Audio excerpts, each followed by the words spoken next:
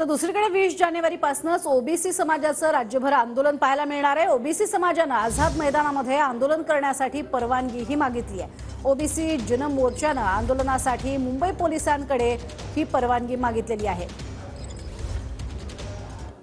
पाटील यांनी थेट महाराष्ट्र सरकारला आव्हान दिलेलं आहे। गोळी खाईन पण मी माघार घेणार नाही आणि 20 तारखेला मुंबईमध्ये शिवाजी पार्क या ठिकाणी आंदोलन करण्याचं पवित्रा त्यांनी घेतलेलं। आपल्यासोबत प्रकाशना शेंडगे ओबीसीचे नेते आपण त्यांच्याशी बोलणार आहोत। जरांगे पाटील थेट आव्हान देतात सरकारला आणि म्हणतात की 20 तारखेला शिवाजी पार्कमध्ये आंदोलनाला सुरुवात करणार, आमरण उपोषण करणार। तुम्ही देखील परवानगी मागितली त्याच ठिकाणी आंदोलनाची, काय नेमकं म्हणाल?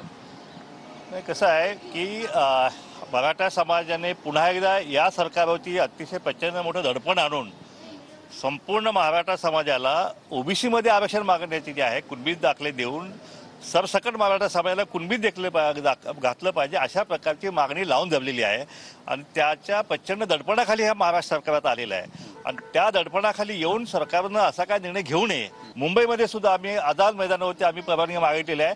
आजच आमचं पत्र जे आहे आझाद मैदान आम्हाला मिळावं अशी परवानगी आम्ही मागितलेली आहे। जर मराठा समाजाला मुंबईमध्ये आंदोलन करायची परवानगी जर मिळत असेल तर ओबीसीला सुद्धा आंदोलन जे आहे या ठिकाणी मिळालं पाहिजे। आम्ही या ठिकाणी मुंबईमध्ये आगरी, कोळी, कुणबी हे जे आहेत, भंडारी आहेत, वंजारी आहेत, धनगर, जवळपास 50 लाख जे आहेत ओबीसी या ठिकाणी सगळ्या झोपडपट्ट्यामध्ये सगळे भटके मुक्तच आहेत। महाराष्ट्र मुंबईमध्ये सुद्धा 51 लाख या ठिकाणी ओबीसी बांधव आहेत। त्यामुळं आमचं हे आंदोलन जे आहे तितकंच तीव्र आणि प्रखर असेल। म्हणजे आता राज्य मागासवर्ग आयोग राहिला नसून हा पूर्ण हायजॅक झालेला आहे।